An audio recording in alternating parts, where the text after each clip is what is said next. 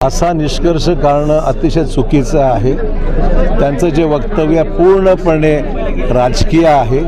एखादी घटना झाल्यानंतर त्याचे पूर्णपणे त्याला इन्क्वायरी गठीत करण्यात आलेली आहे। चौकशीनंतर स्पष्ट होईल।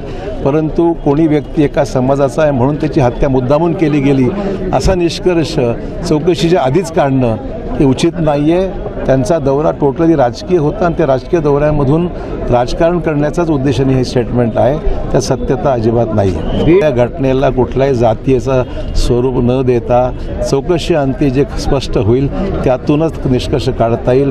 कुठल्याही समाजाला कुठल्याही व्यक्तीला बदनाम करणं किंवा समाजाला त्या व्यक्तीमुळे बदनाम करणं हे चुकीचं राहणार आहे। चौकशीमध्ये ते स्पष्ट होईल त्याप्रमाणे कारवाई करता येईल। वडेट्टीवार काल म्हटले होते की ज्या उशीर मुद्दामून टाळत आहे की त्यांच्यामध्ये काही मंत्र्यांचे हात आहेत त्याच्यामुळे टाळाटाळ। हे कोणी सांगितलं बा? कुठल्याही गोष्टीला आपण एखाद्या निष्कर्षाला चौकशी न करता येणं हे कितपत उचित आहे?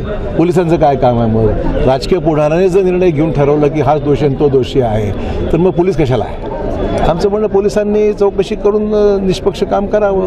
कोणाचा हस्तक्षेप त्याच्यामध्ये नाही आहे आणि मुख्यमंत्र्यांनी स्पष्ट केलं आहे याच्यामुळे जो कोणी दोषी असेल किंवा कोणी कुठलाही पक्षाचा किंवा कुठलाही मोठा किंवा लहान असा विषय येणार नाही आहे। जो दोषी असेल त्यावर कारवाई केली जाईल।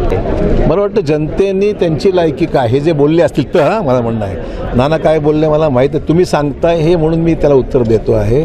नाना जर आमची लायकी काढत असतील त्यांची लायकी काय हे साकोलीतल्या जनतेने ठरवून दिलेलं आहे। 200 मताने आले, आम्ही 50,000 आलो।